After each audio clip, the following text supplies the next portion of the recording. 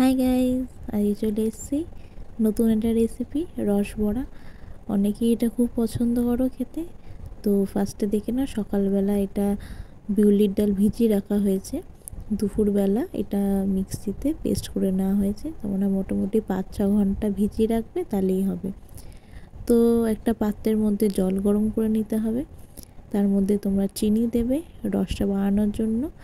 আর রস বড়ার রসটা খুব একটা মোটা হয় না, একটু পাতলা রসই হয়।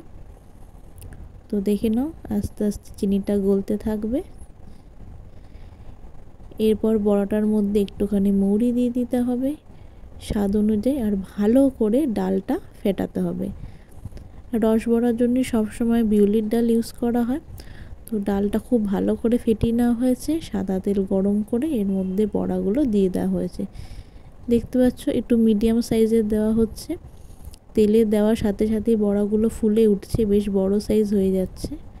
তো এটা শুধুমাত্র ফেটানোর জন্যই হয়েছে। তো আমরা একটু টাইম নিয়ে ফেটাবে ডালটা, তাহলেই দেবে সুন্দর ভালো করে বড়াগুলো বড় বড় হবে।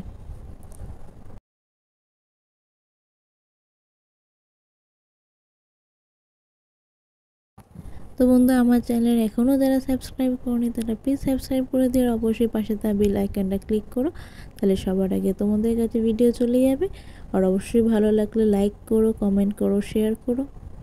আর সবসময় আমার পাশে থাকো এভাবে। আর ভিডিওটা প্রথম থেকে শেষ অবধি দেখো, কেমন লাগলো অবশ্যই কমেন্ট করে জানাবে।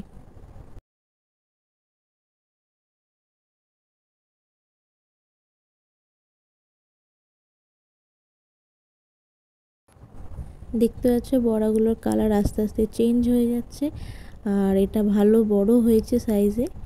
তো এটা শুধুমাত্র ফেটানোর জন্যই হয়েছে। ভালো করে ডালটা ফেটাবে, তাহলেই দেবে বড়াগুলো এরকম বড় সাইজ হবে। তো খুব বড় বড় তোমরা তেলে দেবে না, তাহলে এটা ফুলে আরও বড় হবে।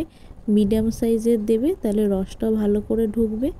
দেখতে পাচ্ছ বড়াগুলো আমার ভাজা হয়ে গেছে। এটা খুব একটা ব্রাউন করিনি, হালকা লালচে রাখা হয়েছে।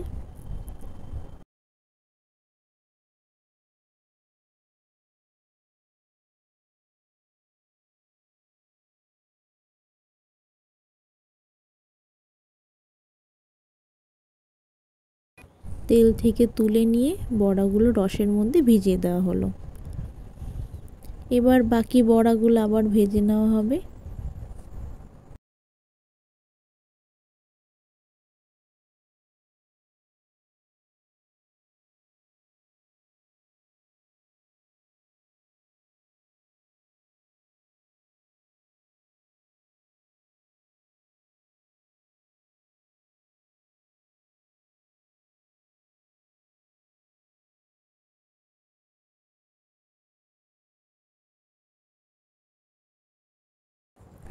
এই বড়াগুলো প্রায় ভাজা হয়ে গেছে, দেখতে পাচ্ছ কালার চেঞ্জ হয়ে গেছে।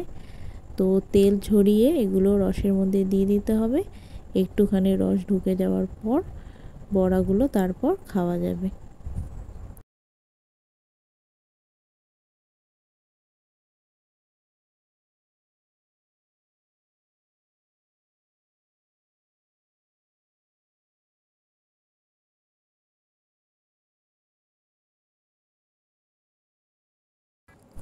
তো দেখতেই পাচ্ছ একদম রেডি রস বড়া।